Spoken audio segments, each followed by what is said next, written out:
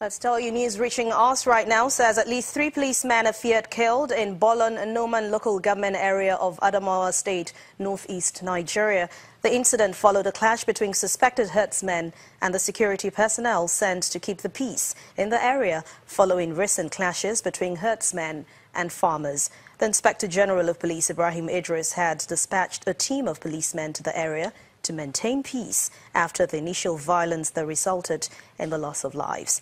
The State Police Command, which confirmed today's clash, says the suspected herdsmen were said to be planning a reprisal on the communities in Noman Council before today's clash with security operatives. Let's move to Delta State now. The government has promised to improve on the healthcare delivery of its workforce. That's according to the head of service, Delta State, Mr. Bayoko Reginald, at the presentation of the health insurance scheme membership card to civil servants in the state. With the coming on this scheme, the cost of Medicare is subsidized, and it will encourage a lot of people to go for early diagnosis before it gets worse. Yes, like we said, the scheme is going to the private facilities and the government facilities are going to provide care.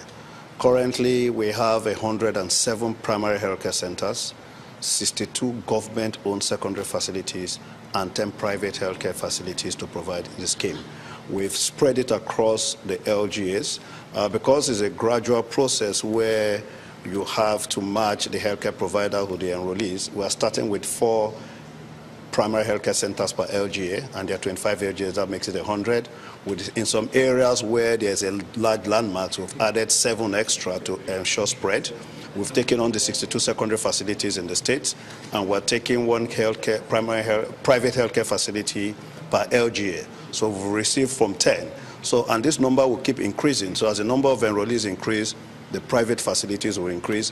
And not just are we taking on numbers, we're also improving the facilities in all these hospitals in terms of manpower, in terms of drugs and commodities, in terms of equipment, in terms of power. Power is critical to managing healthcare. Let's move to Ogun State now, where the Customs Command has condemned the spate of recent attacks on its officers by smugglers along the border posts. The area controller, Mr. Sani Magudu, reveals that the command will ensure that all smugglers within its axis are arrested and prosecuted. The smugglers and their collaborators do not fold their arms and look at us operating. They were using stones, throwing on our hillocks here. The pickup we are using, they broke the windscreen, they broke the window, they wounded our officers. Part of them is here, one of those that are wounded, and 2 others are responding to treatment in hospital. The anti-smuggling fight, like I promise you, we will continue to face them head on. We will not relent, and we cannot be intimidated from doing intimidated or prevented from carrying out our legitimate duties, which we are doing. We will continue to fight, we will continue to succeed.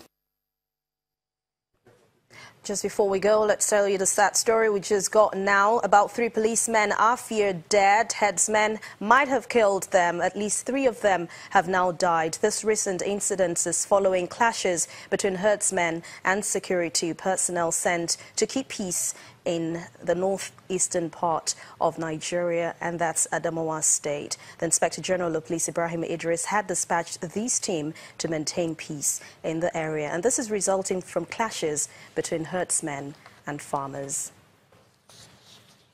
Thank you so much for watching News Across Nigeria for this week. I'm Anne Nwawado.